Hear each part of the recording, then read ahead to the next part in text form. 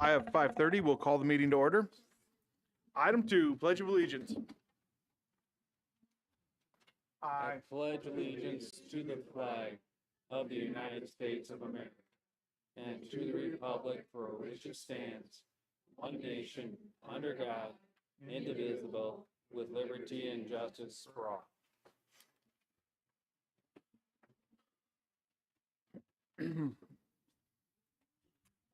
Item 3, agenda. The recommendation is to approve the agenda, but one thing I want to point out before we approve it is when we get down to executive session tonight, we have personnel, student-related matters, legal counsel, employment negotiations, marketing negotiations, and school safety all on there. We will only be going into executive session for personnel. We will not be going in for any of the other reasons that are on there. So do I have a motion to approve? So moved. Terry with the motion. And Tim with the second. Any discussion? All those in favor say aye. Opposed, same sign. Motion carries. Item 4, consent agenda. Once again, on the consent agenda, we typically approve this as a whole. The one recommendation I would have when we make the motion is that we pull out item 4I, which is a conflict of interest waiver, so that Pete can come up here and speak. So do I have a motion? I'll make a motion to approve this, to approve the consent agenda, removing 4I as its own action item. So we got Brian with the motion, Tom with the second. Any discussion? Motion carries.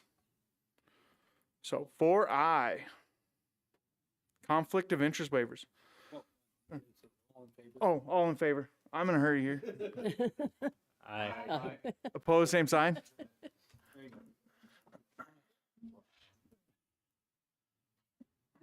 All right, now on to 4I. 4I, conflict of interest waiver. Board members and school administrator officials need to request a conflict of interest waiver before participating in or voting upon a decision concerning an application in which the member has direct personal or financial interest in. So, Mr. Wilson, would you like to come up and speak about your conflict of interest waiver? Good evening, everyone. Jade Temple, our activities director, sometimes hires my wife to keep book or line judge volleyball, basketball throughout the seasons. I oversee Jade a little bit, but I don't do any of the hiring that he has. And that's, I thought I'd throw that out there because she does work for Jade in those capacities. Does anyone have any questions for Mr. Wilson? All those in favor, say aye. Aye. Opposed, same sign. Motion carries. Justin, sorry, really quick before we move on. Which agenda link are you working off of? I'm trying to use the follow feature and it is not following you. I'm going to sign out of quorum and then go back in because I've had it open all day and I've switched it internet. So it may not be. I know whoever's updating it, it's follow. Whatever the link I'm on, it's, I think the one Tanya's on or whoever's updating it. Correct. No, I'm saying, I'm not following either. I'm saying I can see your updates.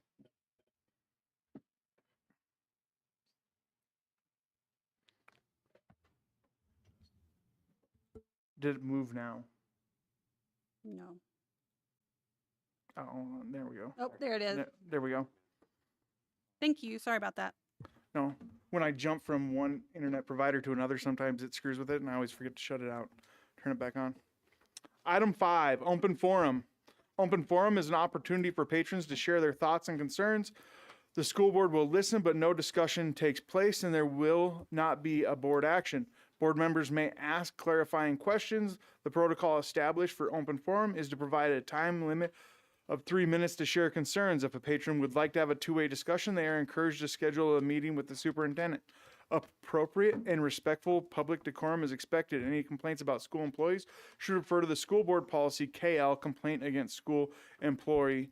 And if anyone is here because they heard that we were going to take action on our budget concerns moving forward. We are not at this meeting, but I apologize if anybody got the message. We have nothing concerning that on our agenda tonight. But I know that had got out to some people, and we don't know how that happened, but we will begin discussions on what those budget cuts look like in October. So do we have anyone? Tommy Lynn Trask. Hi, so I'm Tom Lynn Trask, and as you said, I know that you're not discussing the closing of rural schools or the budget, but I'm from the Elm Springs community, and I'm going to try to talk fast and beat the 3-minute time limit. Like I said, I know you're not talking about it tonight, but I'm here in support of balancing the budget with methods that do not include closing any more rural schools in ranching communities so that the extravagant football fields, gymnasiums, and more activities can be offered in other areas of our district. I'm sure you all know how we feel about the closing of our schools. We pay taxes like everyone else to have our children educated, and we are constantly in a battle to try to keep core curriculum in our schools and to keep them open. I'm also an advocate of extracurricular activities. I was involved in them in high school myself and while I was a high school teacher. I know their importance and I value what they have to offer. However, I feel that the priority should be education. When a family is living on a tight budget, the priority is to put food on the table and keep a roof over their heads. Piano lessons, sports, 4-H, as great as they are, need to be cut before groceries or the electric bill. So I know there's a lot of passion and emotion and stubbornness on both sides of the issue, and we're probably all gonna have to respectfully agree to disagree, but we can all stand up for what we believe in. The other thing I wanted to talk about was at the last meeting, you guys all mentioned that you were open to suggestions and ideas from the public on ways to cut spending or to solve the deficit issue. And I'm going to try to shorten this because I was told that I needed to be a little nicer. But I sent an email to all of you. It was very long. I'm assuming that you all got it. I don't know if it's school board policy that only the president responds, but I'm pretty disappointed in the fact that I only got a response from 3 of you and only 1 school board member. So I feel like it's pretty sad if you're going to say we want discussions, we want emails, we want communication, and then not respond. And I understand everyone's busy. You all have lives, you have businesses, you have things to do.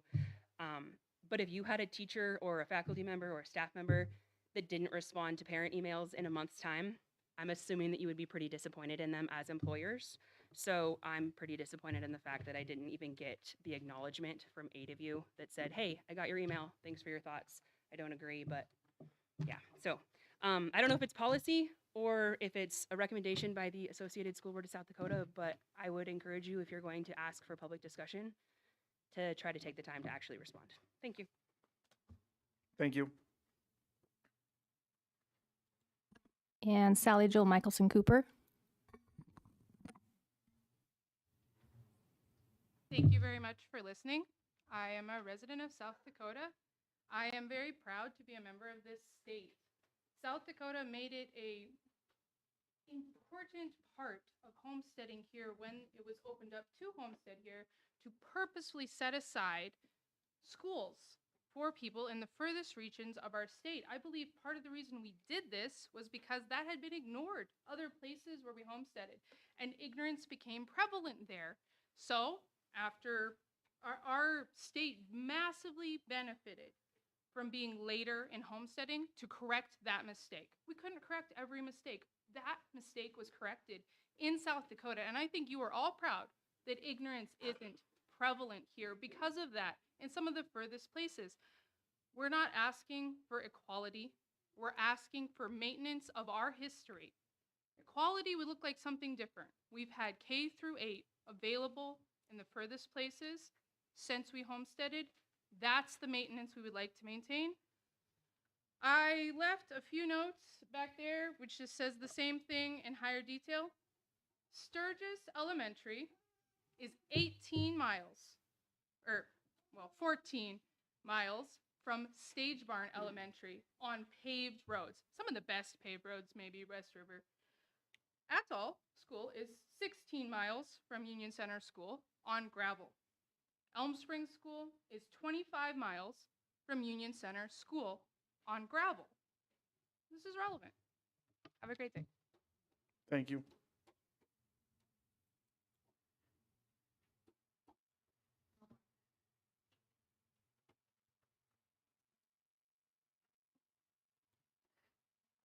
Item 6, recognitions. 6A, character education word of the month. The character education word of the month for September is sportsmanship, which includes equality, justice, taking turns, playing by the rules, and treating others fairly.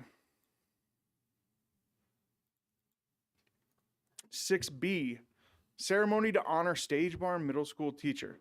Stage Bar Middle School will host an award presentation by the American Legion Department of South Dakota. Katie Bland, a PE teacher with Stage Bar Middle School for 2 years, was selected by the Legion Committee's rigorous review process of teachers nominated from across the state. The award in recognition of Miss Bland's dedicated service in the teaching profession, her family values, volunteer community projects, and leadership. The 2025 Educator of the Year award presentation will take place at 7:45 a.m. to about 8:15 a.m., followed by photos. This will occur on Monday, September 15th, 2025 at Stage Bar Middle School, which is 12,500 Sturgis Road, Somerset, South Dakota. And Carol Howitz, South Dakota Department of Americanism Chair, will present the award. The school band and choir will perform. Item 6C, 2026, State Middle School Principal of the Year. The South Dakota Association of Secondary Principals is proud to announce that Dr. David Olson, Stage Bar Middle School Principal, has been named the 2026 State Middle School Principal of the Year. The recognition took place at the Stage Bar Middle School Friday, September 5th. Dr. Olson will be considered for national recognition through the National Association of Secondary School Principals Principal of the Year program. And Dr. Olson's with us today. You want to come up and speak? Congratulations.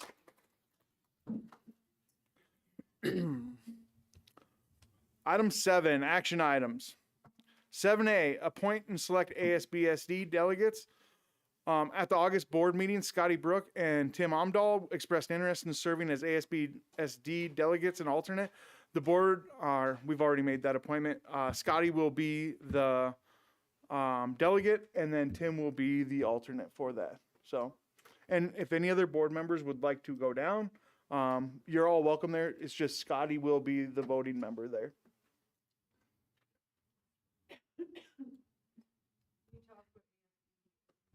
Associated School Boards of South Dakota.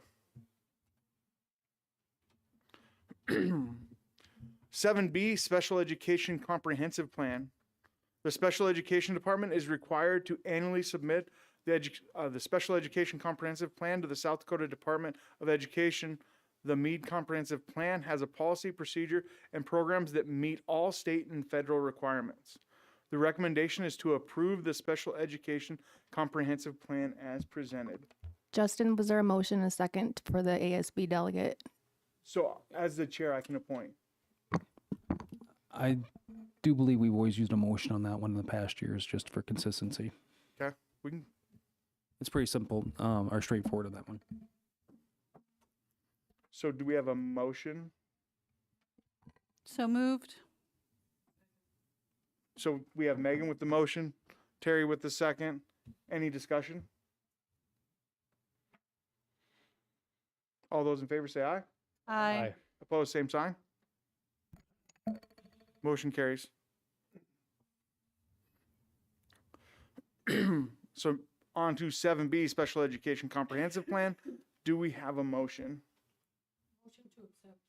So Terry with the motion, I'll second. Aaron with the second. Any discussion?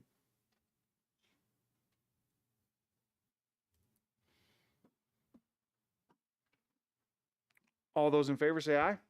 Aye. Opposed, same sign. Motion carries. 7C, Capital Outlay Budget Amendment to 422 account. Curriculum Director Beth Johnson is requesting a capital outlay budget amendment of $2,600 to the instructional software budget 422 for the purchase of 7 Mindsets, the curriculum for elementary counseling services. Do I have a motion? So moved. Megan with the motion. Second. Terry with the second. And Beth is here to answer any questions about this if you have any. Any questions for Beth? All those in favor say aye. Aye. Opposed, same sign. Motion carries. 7D, capital outlay budget amendment to 421 account. Curriculum Director Beth Johnson is requesting a capital outlay budget adjustment to the following 421 account to redistribute the funding for the new curriculum. Changes in significance including reallocating $21,565 from Whitewood and $10,082 from Sturgis Brown High School to redistribute to Sturgis Elementary, PVE, and all rural 421 budgets. So Terry with the motion. Scotty's got the second. Any discussion? Could you help explain that one a little bit better? Yeah, I'll help you. When Beth and I developed the capital outlay budget for curriculum, we make an estimation on where those costs are going to go. And when it comes down to it, sometimes that's not accurate. We don't get it right the first time. So when the actual dollars are spent, we need to go back and make, in this case, it's truly an adjustment. We're not increasing the budget or increasing the cost of that curriculum at all. We're trying to match those actual budget amounts to those costs, so they more accurately reflect that. So we're just moving money from one account to another to offset that, Tim. We're not increasing the amount of the budget at all. It's just we missed it. When we allocated those costs, we missed the budget. I'm happy to go any further if you need it, but that is what happened. And actually, if you look at Whitewood's original budget allocation, it far exceeds Sturgis and PVE, and it was just an oversight. So looking at that, we were like, well, probably need to go back and redistribute those funds. And so that was a good portion there. And then the 10,000 at Sturgis Brown High School, we have started piloting, and I didn't incorporate piloting costs into, I just used the larger, the $584,461 as the big bucket, and I didn't allocate for pilots in the smaller buckets, which are the schools. So we won't make that mistake again, but we're just moving money around. Any other? Okay. Thank you. All those in favor say aye. Aye. Opposed, same sign. Motion carries. Item 8, policy reviews. 8A, the second reading of School Board Policy ACAB, prohibition against aiding and abetting sexual assault or abuse. This policy is not currently in place within the district. The policy committee recommends the board adopt this policy for implementation. Any discussion? Any questions from last month about necessity to put this in for clarity? Okay.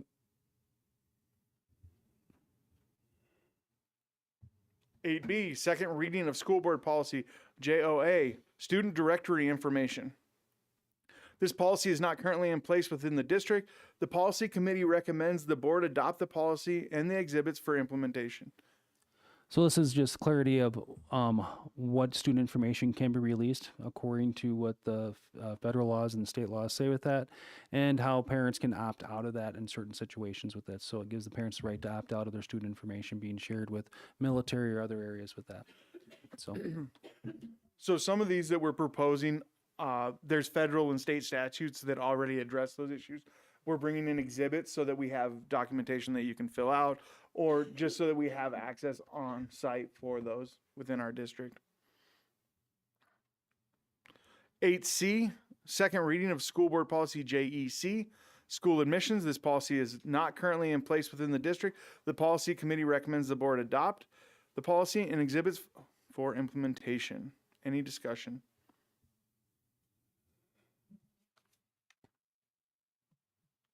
Not everybody has to get excited about policy. 8D, second reading of School Board Policy JEAA, Student Alternative Instruction. This policy is not currently in place within the district. The policy committee recommends the board adopt this policy for implementation. Any discussion?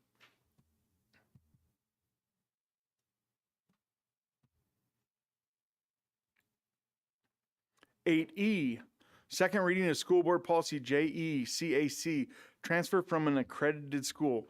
This policy is not currently in place within the district. The policy committee recommends the board adopt the policy for implementation. Any discussion? Is there any changes from previous on this? So No, go ahead. this was not a policy that was in place before.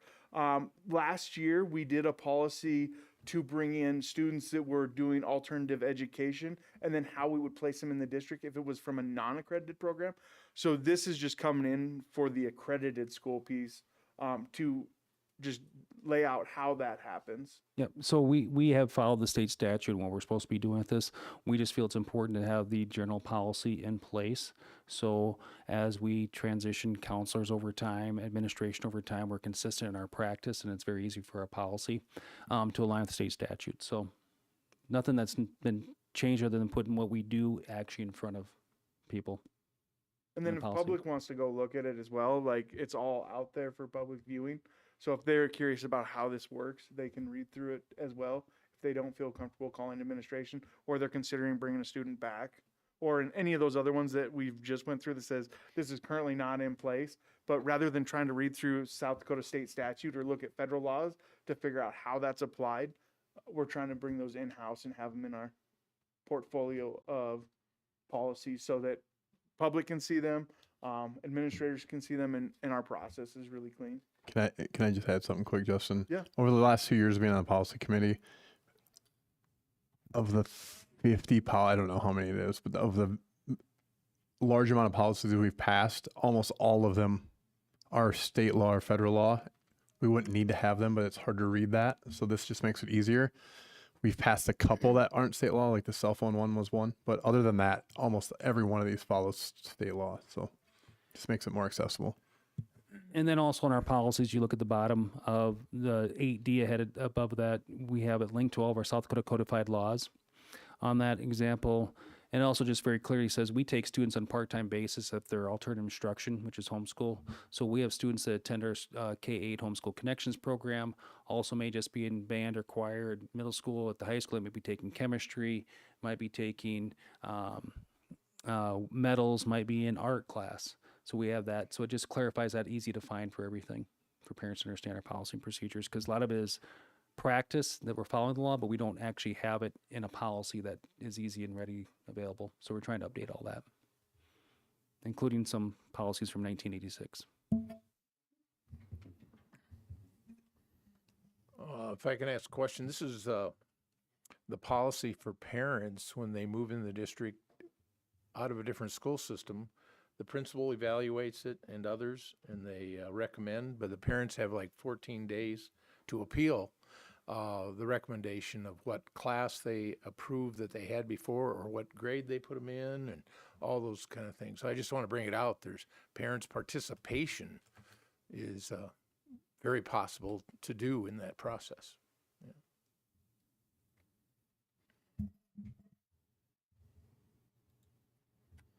That's got day time frames in it. Maybe we should have Tanya do a flow chart.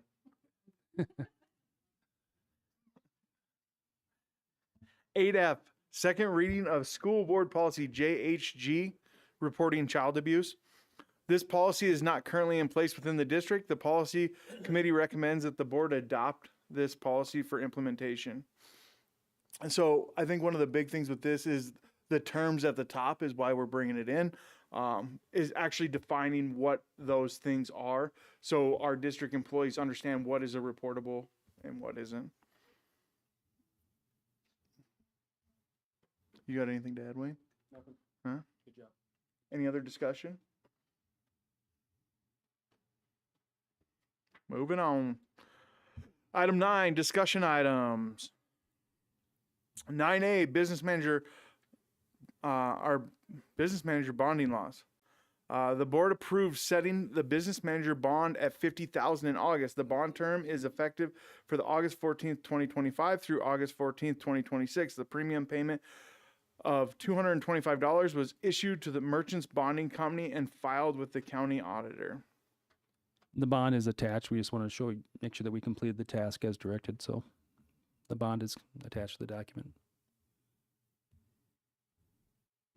Any questions, discussion? You're free on that one, Brett. 9B, correction of insurance payable account, special education and food service funds. The auditors from Casey Peterson have started reviewing our fiscal year 25 financial data, and we have a correction that needs to be made. Funds from the payroll are placed into the payable account for us to pay health, dental, life, and vision insurance invoices each month. The Fund 10, 22, and 51 in which the employee works and where we have paid the invoices have had discrepancies in the past, causing a need to move the money between the funds. The past 12 months, the business office staff have worked to narrow this gap, but need to zero out the balances as of June 30th, 2025 for the audit. In October, the business office will receive the adjusting entries from the audit, which could result in an action item to reconcile these accounts. This could cause the food service account to go into a negative cash balance. The recommendation will be to place this on the balance sheet as a loan from the general fund until June of 26. When the board can decide whether food service will pay back those dollars or whether the general fund will gift the money to food service. Mr. Burdett will explain this in more detail and answer any questions. So again, this payable, which is a liability, has been on our books for a long time. And we've been working with Casey Peterson on our internal processes on how we're dropping that money in and how we're expensing that money back out. And like we said, Miranda and Jackie have spent a lot of time auditing bills from Wellmark and all that to make sure that we've got that process in place. Once we've shown Casey Peterson that's stabilized, the next thing is to correct those balances, and that requires a balance sheet move of dollars. Food service will be impacted the greatest. I believe food service cash balance at the end of August was $103,000 or right in that vicinity. I believe this transfer, if it comes in, will be around $60,000, $67,000 in that vicinity. That would put food service in a critical cash balance position for probably 60 days until we can get our sales up. And so as we've told the auditor, if this is to happen, then we need a reciprocal movement of money coming back from the general fund into food service to help us cash flow for the next 9 months. At the end of May, when food service is done, we will evaluate that. I meet every June with Casey Peterson, and we will formulate a response for the board in June on where their balance is and what the recommended action to the board would be at that point. Okay? Any questions on what we're talking about? The audit went very well. We'll have a clean audit. This is an entry that we've been looking at for a while now, trying to figure out why it's behaving like it is. Again, we have employees across 3 funds: general fund, special education, and food service. Most of these entries that are causing this are 9 and 10-month employees. Those people's premiums are prorated out and collected over 9 months to be paid in 12. And so any action, any terminations, any variability in that process causes this payable account to come out of balance. And so if everybody knows, if you're 0 to 5 years, then the district pays 85% of your premium. After 5 years, the district pays 100%. All right?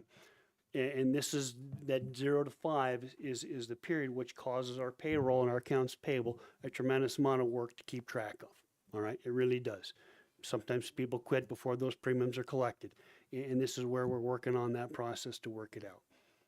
Okay, one suggestion is to make everybody come in and write the business office a check in June, in May and June for those months, and that becomes real arduous to get folks to come in on a regular basis to pay those bills. So the best thing we do is we collect again over 9 to distribute over 12, so there's no lapsing coverage. Yep. So does this solve the problem going forward, or are we going to run into this again next time around? John, the process isn't perfect. Those folks have to audit that Wellmark bill every month. And there's 285 names on that bill that come in with different premiums and different rates. So they got to look at that bill every month. They've developed spreadsheets to drop those names in there to make sure that they're being charged back out. So we'll collect all those employees' money and we'll dump it into payable. Okay. And then it hits an expense account. Then when we go to pay it, it hits cash and clears that money. You're supposed to clear that money out of that payable account. And so that'll go into a negative or a surplus depending upon where we're at in the year, depending upon how much of the premium we've collected or how much we've not collected at that point. So to say we've got it 100% corrected it's a continual process. I know they're working hard to make sure that it stays within a variance that's acceptable by the district and the auditors as well. So to simplify it is the insurance is being paid, the insurance is being collected, and it's put into account. The problem is charging that out to correctly special education, food service, and general fund by those employees that work over that 9 or 10 months that do fluctuate quite a bit up and down. And when we only use an 85% payout for the 0 to 5 years, we have a lot of variables in that to make sure that that expenditure, the funds come in, has gone out to the right account, and they're just truing up that account. So it's not that money's missing or money's not in the right spot. It's in the right payable area. It's just getting balanced out to the right account at the end, so it's charged appropriately. And these are the change of employees that cause us the most work for that. And so every few years, you're going to be settling this up and maybe truing it up, and it gets narrower and narrower and narrower, and then you just have to do this right now. So the funds with fewer employees are very easy to monitor. The funds with larger number of employees, i.e. like the general fund that might have over 150, 200 employees, it's the task that has the chance for greater variability. I've asked the auditor, which one of your school districts you audit has a perfect payable account? And the answer was 0. All right. And so each school district they work with on a continual basis to improve processes to make sure that these numbers stay in acceptable ranges. Again, there's no misappropriation of funds. There's no missing funds. Premiums are all being paid in a timely manner. Wellmark is a vendor that does not wait for the bill. Okay, if you don't pay them, they start to drop coverage. So we got to make sure that they're on the list of our approved vendors every year that's a prepaid. All right, we paid it. We're on track though that if we paid this now, that by the time the end of the 12 months comes around, we get all that. So again, we're just moving money on the balance sheet. We're taking money. If you can look at a balance sheet and across the top of that balance sheet, there's 3 columns. Okay, and one column might have a plus 100,000, one might have a minus 50,000, one might have another minus. We're just moving numbers on the balance sheet. We've paid in full. We don't owe anybody any money. We're just saying that over the course of time, the general fund has probably picked up some costs that should have been taken out of food service and it wasn't for whatever reason. We're just trying to true that up. And so what we're doing is on the balance sheet, Ron, is if this entry is made, her cash balance will go from a number to a lower number by that amount that the auditor requests. All right. And we know she can't operate with that low a number because her monthly spend is about $150,000. And we need X amount in there for her to cash flow, or she's borrowing from the general fund anyway. And so, yes, it's our full intent with the staff that I don't do this, so it's easy for me to say that the staff that has to do this on a monthly basis is working very hard with the auditor and other school districts to adopt the best process possible to give us the best, most accurate results that we can get.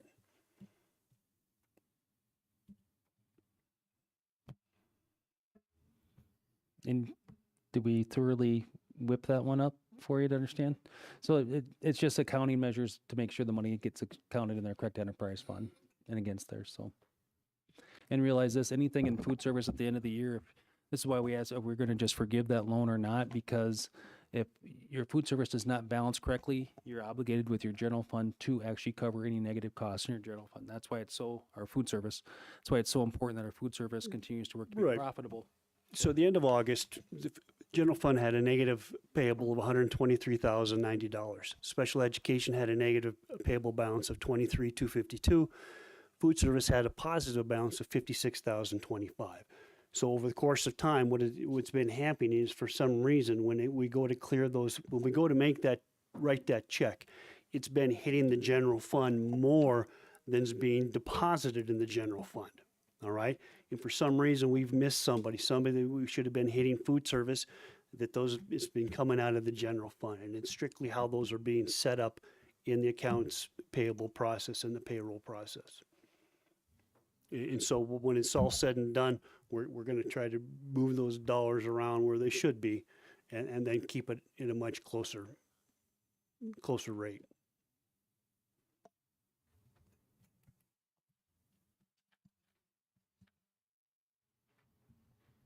I had a question, but it's going to confuse it more. So It's we're okay. going to. No. You can ask it. If we take those employees and we're on this 85% for their first 5 years and we go to 100%, that sounds like that would simplify it. But then when you tie family plans into it, probably again, you gotta remember- convolutes it like, once You again. got to remember what plan they're on. Again, dental, there's 4 options.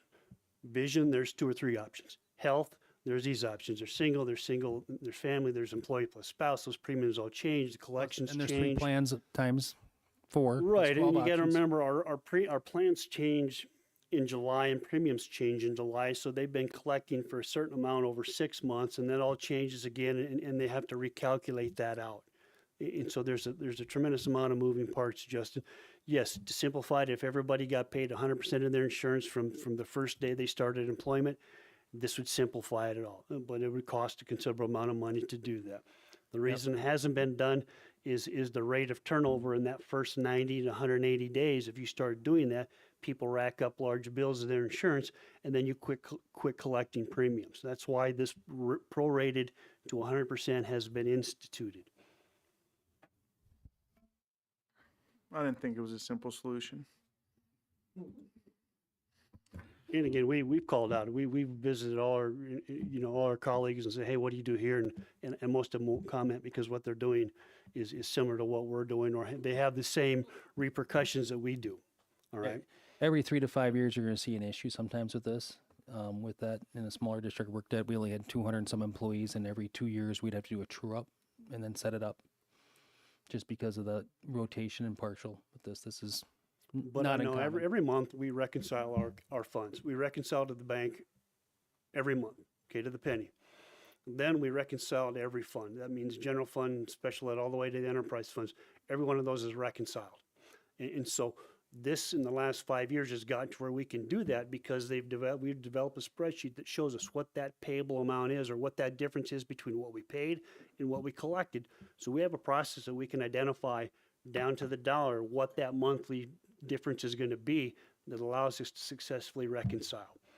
What's happened is this is just built up over time or is carried forward over time as it's taken us time to develop these processes.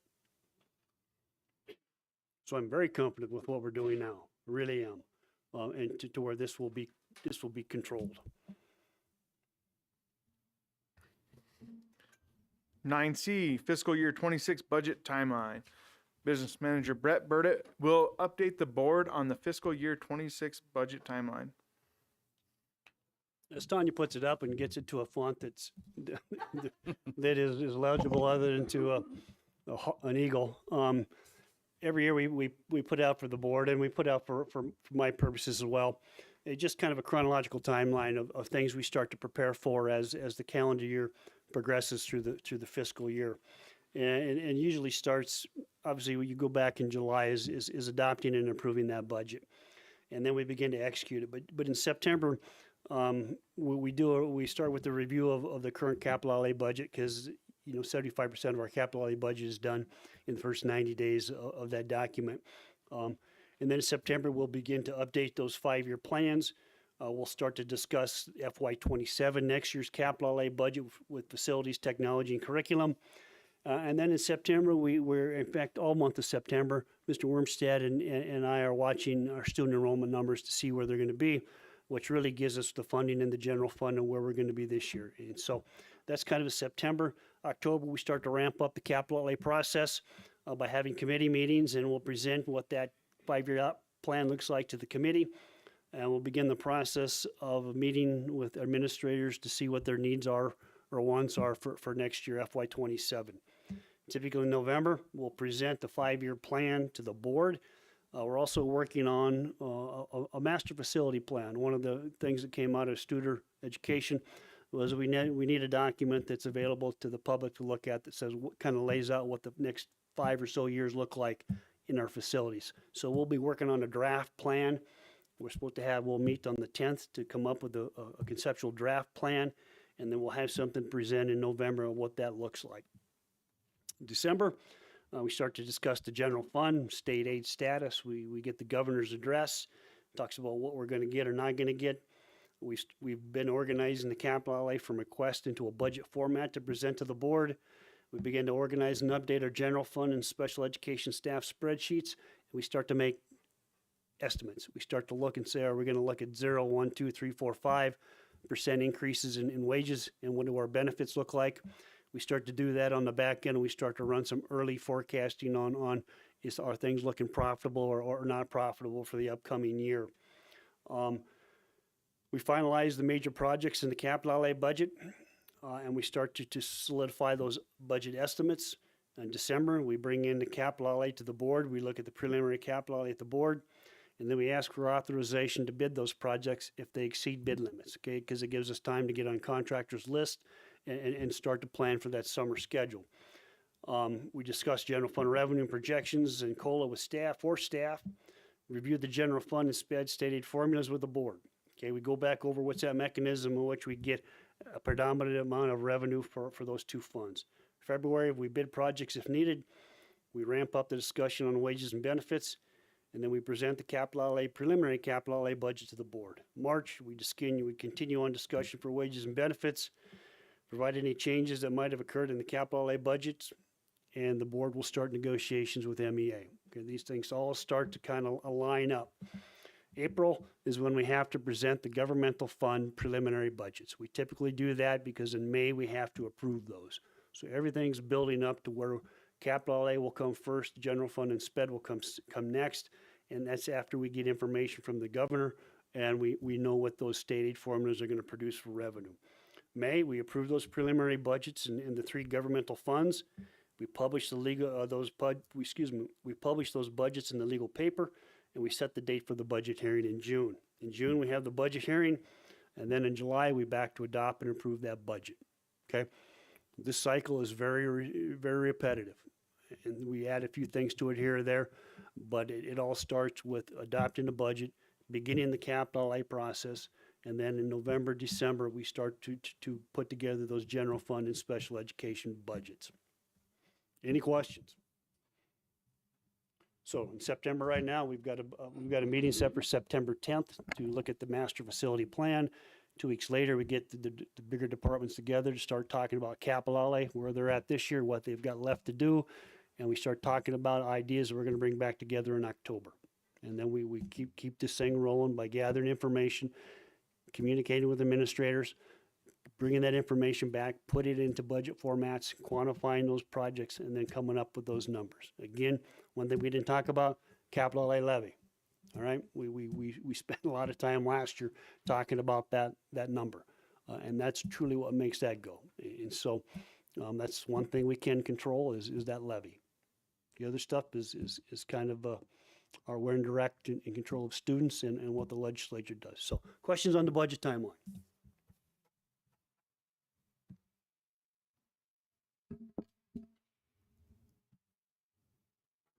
It's easier than the payable, right? Yeah. We'll wait. We're going to hear from you a lot here in the next couple months. So you got probably a 2-month break and then you start, right? Yeah. Well, it never ends.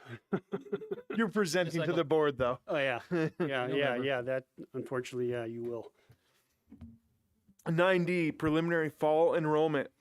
Below is the unofficial preliminary fall enrollment count taken on Friday, September 5th, 2025. The official fall enrollment count is taken as of the last Friday in September. So unofficial preliminary numbers in K through 12 is 2993, which is down 35 from our budgeted 3028.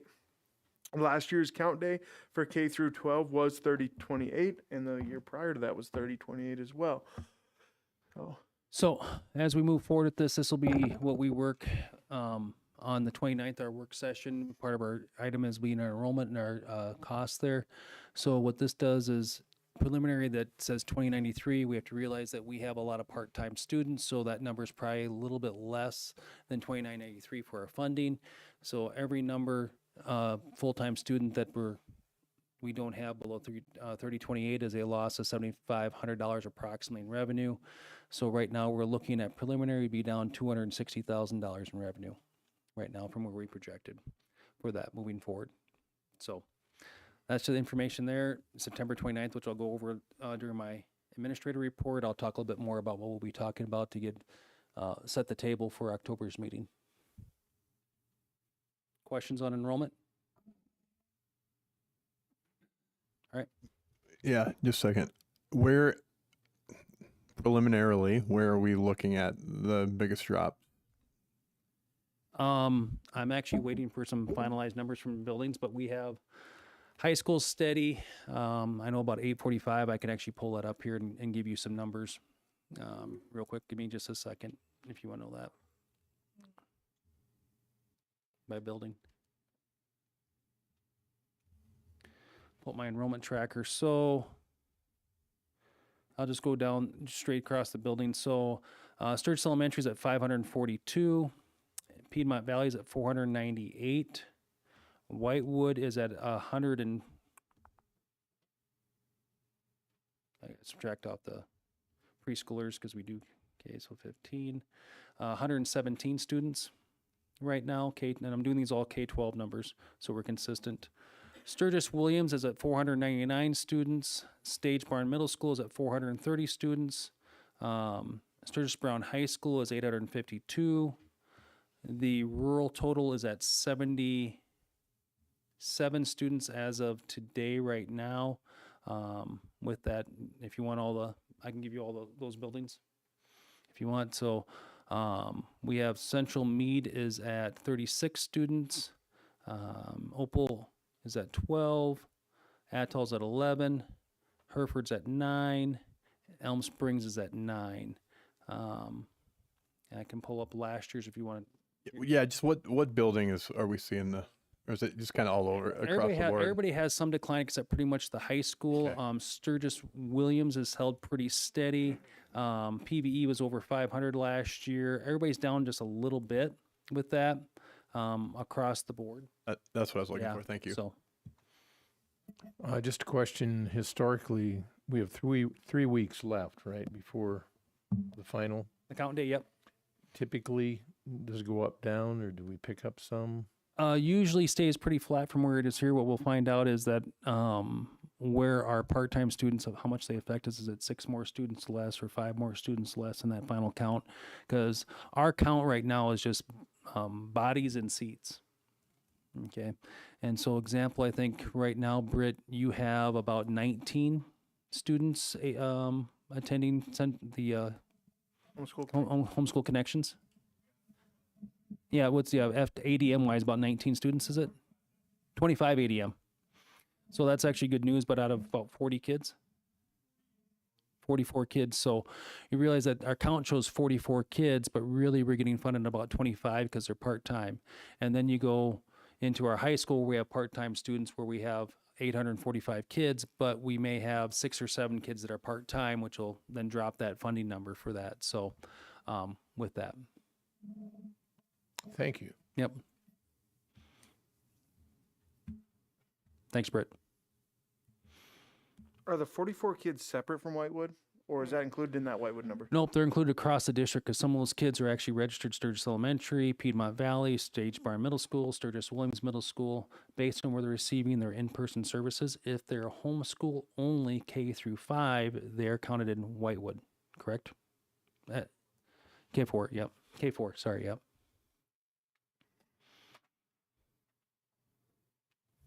Is this about online as to what we were projecting would happen this year? I know we had talked earlier that we were thinking attendance might be down. Well, we projected early last spring when we started the budget process 3028 because we've been steady at that. This summer, I started talking that it looks like our trend line was lower than it has been the past summers and saying that I think we're incoming a little bit lower than anticipated. So, I mean, that's sometimes a guess because 3 years ago we had, I think, 18 kids show up between the two large elementary schools on the first day of school. We had no idea they were even in the district. So, yeah. And we added a teacher, I think, at Sturgis Elementary for class size reduction that year, if I remember right. So we just had kids show up the first day that we had no idea were around. So sometimes that happens.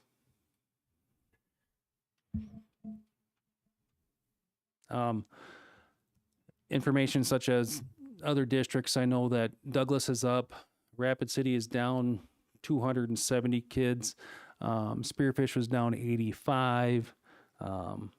So that's just some of the area schools there. Some were flat, some were down, but overall, the trend, people have to realize the census in the United States is that our student population is declining.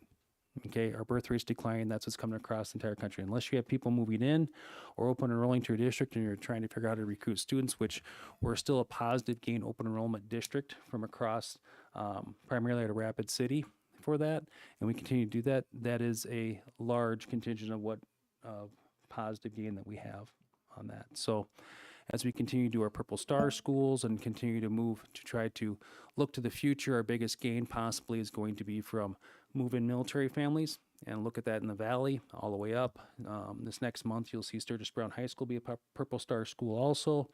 That means Piedmont Valley, Stage Bar Middle School, and our high school be Purple Star, which is adaptation for military friendly to help students transition into our schools. Sturgis Elementary and Sturgis Williams are working on that next for that, and I believe Whitewood, you're up on the process too, coming up this year also. So we're all moving our schools towards that as a recruiting tool. The only district that is fully aligned to Purple Star rated schools is Douglas, and we know we have a large influx, so we're trying to use that as a tool to say that we are here for our military families. So we're working on those things. Homeschool Connections is a second year of the pilot. Those numbers are better than last year on that as we continue to move forward. So looking at how we can recruit students to supplement, you think revenue, but at the same time, Homeschool Connections is primarily targeted to serve our students in our district that are homeschooled, so we can support them as citizens in our community. So those are things we're doing for enrollment, as I talk more or too much. Have we seen any of the homeschool students move into more full-time or more part-time than what they originally did? Are they getting more comfortable coming back to the system yet? I would look at Britt for this answer on this one. He's the one who's dealing with them day to day.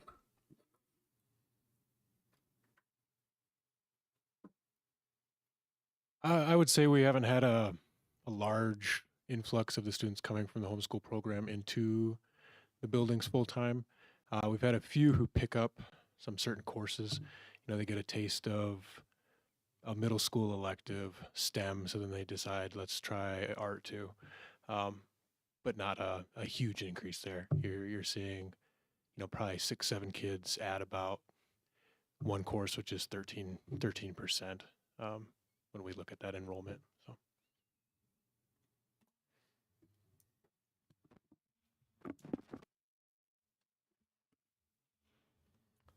(9E) Early Retirement Incentive. Attached is a proposed MOU for an early retirement incentive for general fund teachers, which includes teachers paid with title funds. This allows for natural attrition with budget cuts and reducing the need for reduction in force.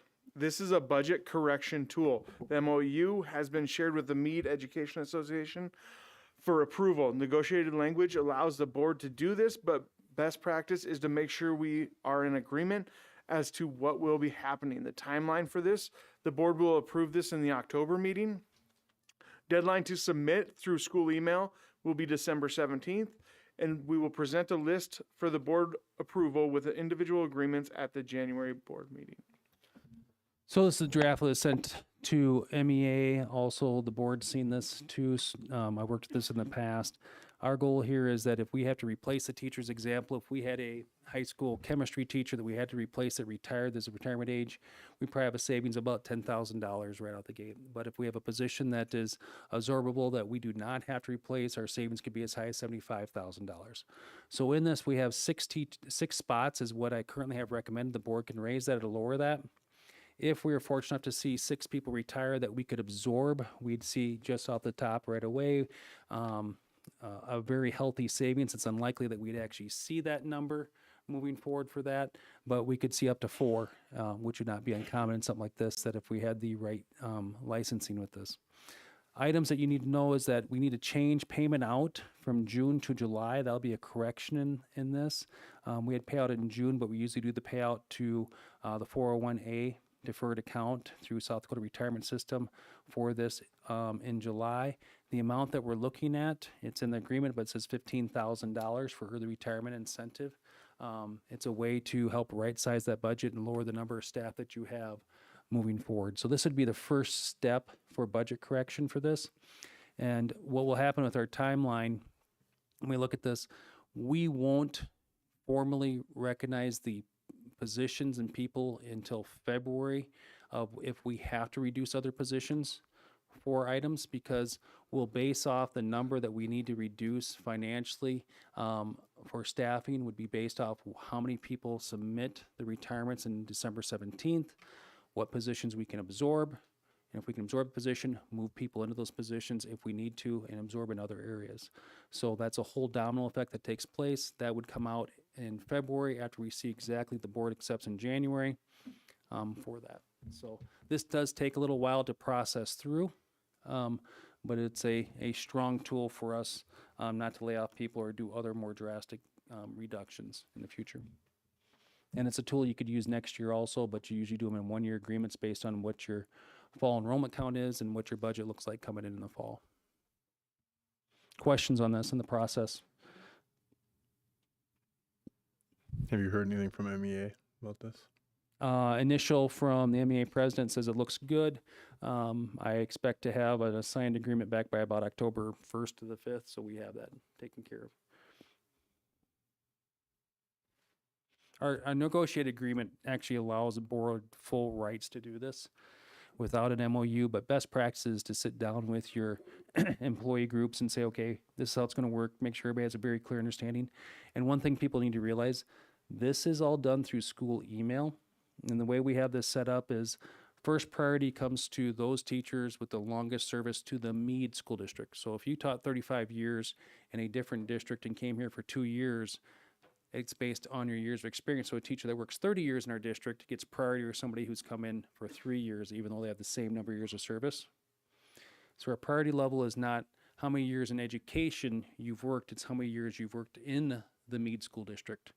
We want to reward loyalty to our district first and long-term commitment for that. So that's how we set this up. The next piece is this is all done electronically through email for submission, so everything's timestamped, taken care of. No one waits in line. Okay, for that. We are not accepting a paper submission with somebody standing outside our door, waiting in line like in the past. This is all done electronically in the 21st century, so we have everything taken care of. And that's spelled out in the MOU also. I know that was a concern with some people earlier, so. Questions? Is the $15,000 number about right? Is the question I think you should be asking. I don't think you can go lower than that. And the second thing is, how are you going to pay for that? Our recommendation is this, that we do a one-time transfer for capital outlay, which we'll have to look at making sure our levy is set right. If you accept this for the July levy setting for that, which then takes more pressure off the general fund, not just from cost, okay, but long-term savings from doing this and executing it.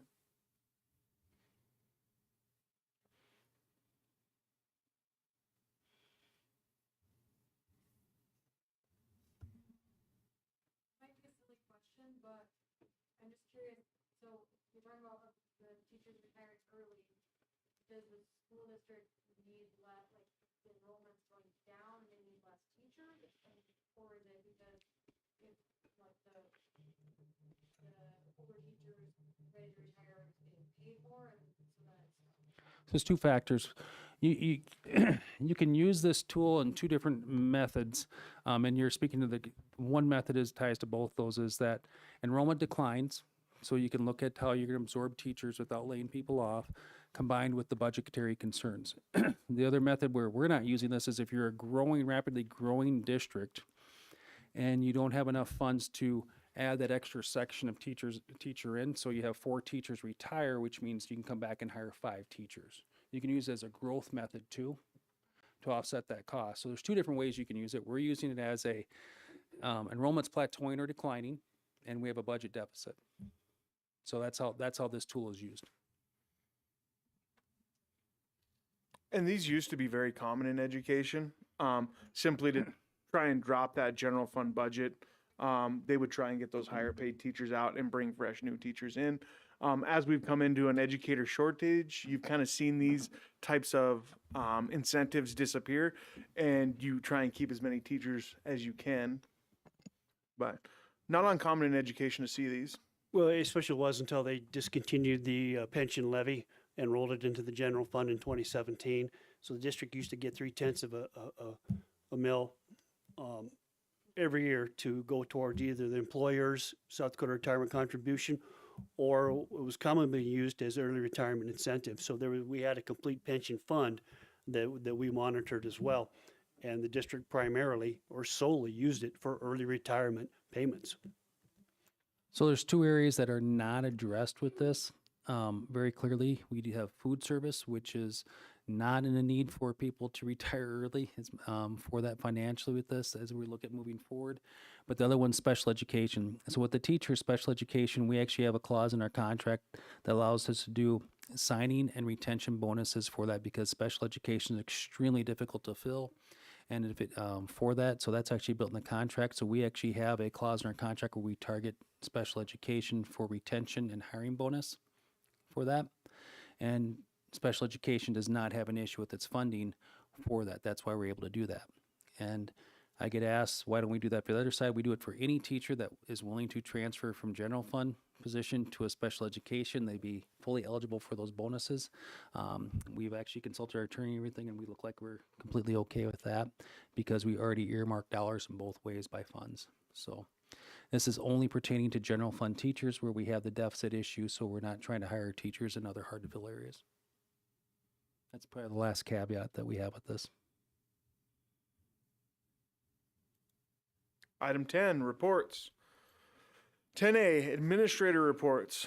Board reports are enclosed in the board packet if anybody would like to read through those, or if anybody would like to come up and speak. Administrators? Mr. Wilson? Oh, we got one over Well, here. I just want to, the audit concluded last Thursday. Casey Peterson's staff was in the office from Monday till Thursday afternoon. We were going to try to have an exit interview at that point. They weren't quite ready yet. So in 2 to 3 weeks, they'll be scheduling probably a Zoom call with potentially you, Justin, and Wayne and myself to go over just a recap of the audit and then talk about the things that they saw or did during that course. So that's about all I got on that.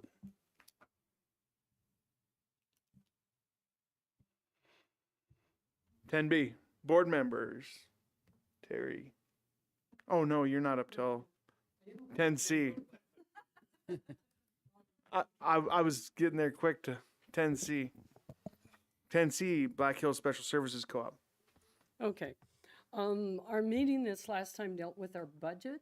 So basically, I'll give you kind of an overview of what the co-op does for anyone that is not familiar with Black Hills Special Services, which is located at the old John Deere building here in Sturgis with an office in Rapid City called the Thai office, changed name to Compass. The co-op was started in 1980. It currently has a board of 12 school districts. Each school district pays a $3,000 fee to be part of the co-op. The co-op currently has over 600 employees with a $38.5 million budget. Most of that money is raised locally. Some of it's through the state, about 25%, and some of it comes from the feds, about 30%. They control over 100 programs, and all programs has some kind of partner, whether it's a state agency, federal agency, or a school district. Their areas of service start with the administrative services, which is the director, the IT, the business office, transportation, and grant management. They also have community development. They take care of family enrichment, after school programs, birth through 3 programs, preschool, STEM, and Logo League. Lego. I wanted the, yeah, sorry. I'm reading it, LOL. Okay, Lego. Okay, their big one is their developmentally disabled section, which they have their group homes. They also have shared living, and they provide family support for over 150 individuals. With that, there's a series of programs that's overseen by Brooke List. She oversees the programs that include community employment, infant mortality, cancer prevention, South Dakota Benefit Specialist, Dakota Link, the nurses, Bright Start, and a person with disabilities transition to a job or higher education. Then you have Compass, which puts together the TIE conference every year.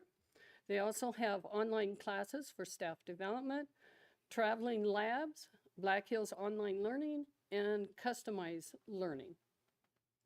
Then their Career Learning Center, which is located just off of East North in Rapid City.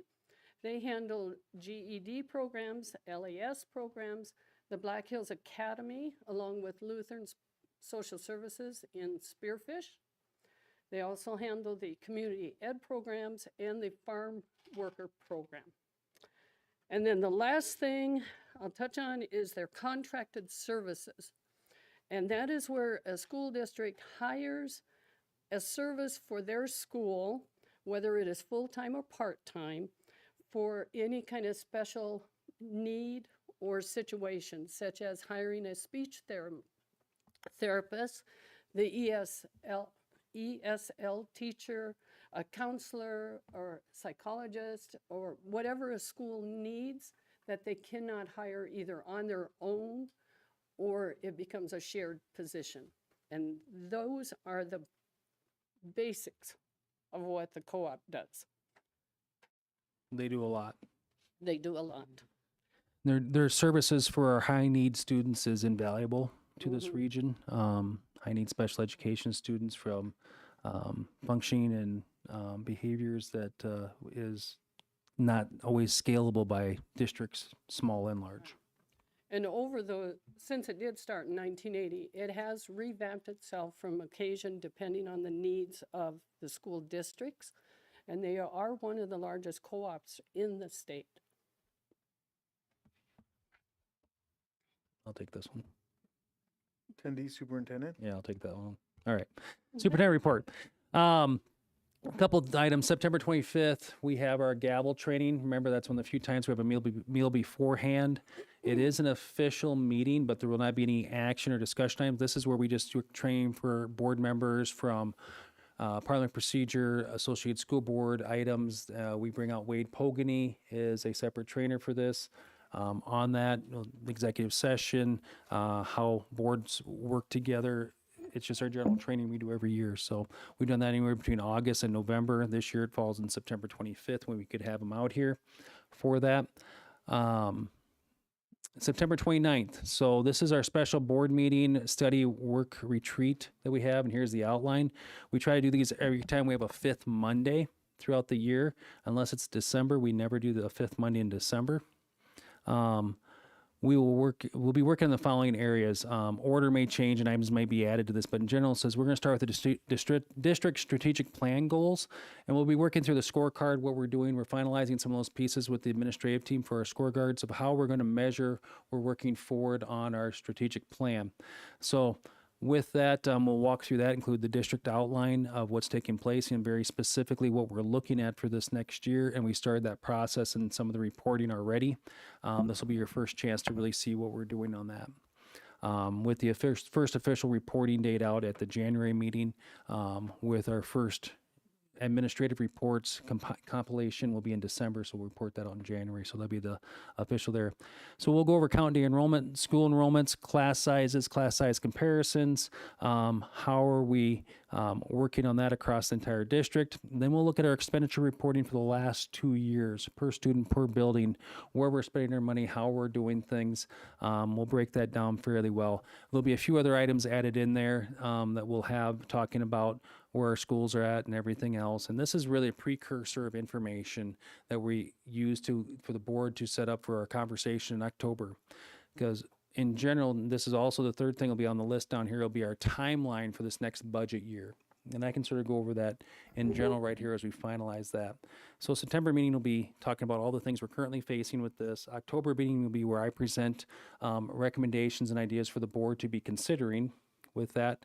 December 1st is the deadline for any school closures, or I should say, put into suspension, school suspensions for the year for that, because you can't close the next year for that.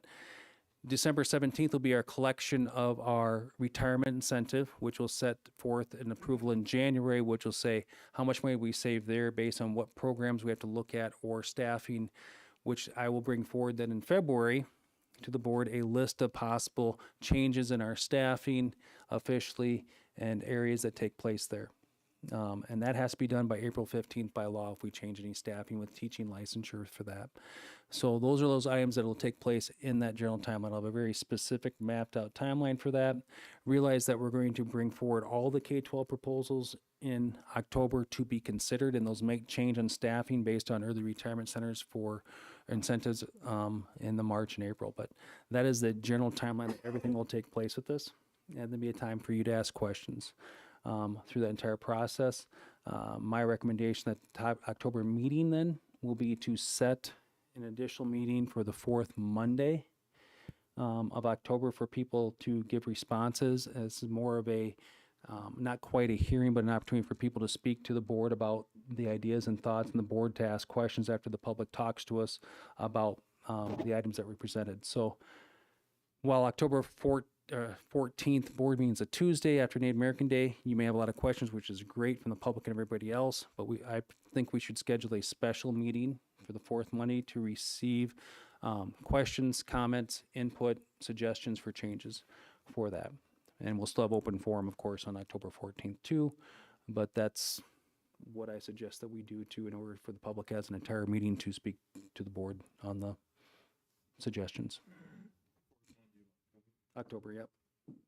So the 25th is training, 29th is a work session with no action items on it, unless there's an emergency action item, which would be, I can't think of anything that'd come off the top of my head right now, but yeah, so it'd be nothing compared to with budget stuff though. So then we go the 14th, and then that'd be a Tuesday, and then we'd have a extra board meeting on the 27th of October.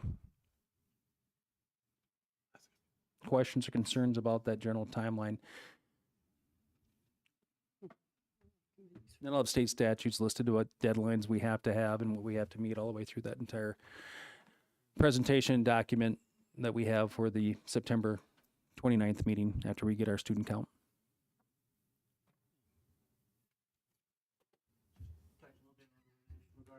Oh, Our National Guard meeting tomorrow, please. yeah, so tomorrow we have a charrette planned. I think it's called a charrette planning meeting with the National Guard. National Guard intends to add on to the high school with a funding source. This is separate than the building of the maintenance facility in the 30 acres they bought to us just to the east of our property. So we have some concerns to make sure we have the boundary set very tightly, work with them for lease costs, but also why we want the boundary set for the security perimeter tight. So we have the ability in the next 5 years when we're looking at our Career Tech Ed remodel and expansion, we have the space at the south end of the building to actually add in lab space for career technical education programs moving to the future. So I did send the draft lease out to the Yep. B&G committee. And that's just a draft. We're going to be asking you to mark that up, list your concerns. So we do get back together and meet with Colonel Limbo and his crew. We can clarify and state our positions and concerns at that meeting because our timeline's fairly tight. So they have a November 1st timeline to get that done with, and they have to submit actually stuff to the federal government for their building addition sometime in October. So the lease timeline is very tight. So remember, this is a lease that is also the 5-year custodial type lease, but it's also a renewal of their 25-year lease. So the school district has two 25-year leases for the armory that was put on there. This will be a new 25-year lease, and then if they build onto the building, there'll be an addendum and a new lease for that. So this lease here is setting the groundwork for the next 50 years probably, of addition to the high school. as we Didn't it move say forward. 75 years? Well, yeah, I think I'm hoping to make 50, but I don't know if I like will. that better. Okay, yeah. So as it goes through, but every 25 years, it's a automatic renewal for the first 25 or 50 with a projected 75-year life. So let's move forward. So yeah, we'll have that all posted. Yep. So as we move forward to the next piece here, the comment earlier about what the practice is for that. So usually the board chair responds on behalf of the board with that information and BCCs the entire board to make sure they don't have an illegal meeting. If I respond to an email that involves the board, I respond to an email to a constituent within our community. I say basically I BCC the entire board in this. The reason we use BCC is it's to avoid an illegal meeting by accident where 7 board members respond to a meeting or 5 board meeting or respond to an email. It's actually an open meeting violation if they all respond and they can all see everybody's response. So keep that very tight because we don't want to violate any open meeting laws, but we can be more transparent of what we're doing through the board for that, why the board chair responds on that, for that. So, sorry, we can be more clear on that, on what takes place and why we do that. It's more about the why than what happened. Sorry about that. Other items, questions for me? Anything you need for the next board meeting or the work session coming up?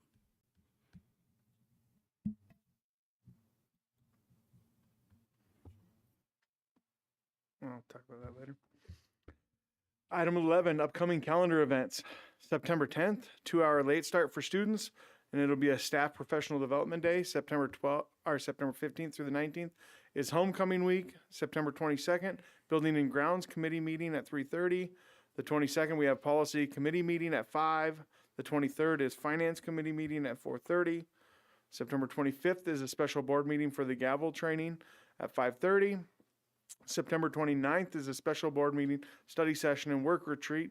Then we have October 13th, no school, and our next board meeting will be October 14th at 5:30. Item 12, executive session. Executive session, our school board members will enter into executive session if needed to discuss personnel, SDCL 1-25-2.1. Do we have a motion? Make a motion to enter executive session in regards to personnel SDCL 1-25-2.1. Brian with the motion. Tim with the second. Any comments? There'll be no action after this. We'll just come out and adjourn. All in favor say aye. Opposed, same sign. Motion carries. We will go into executive at 6:55. 7 minutes.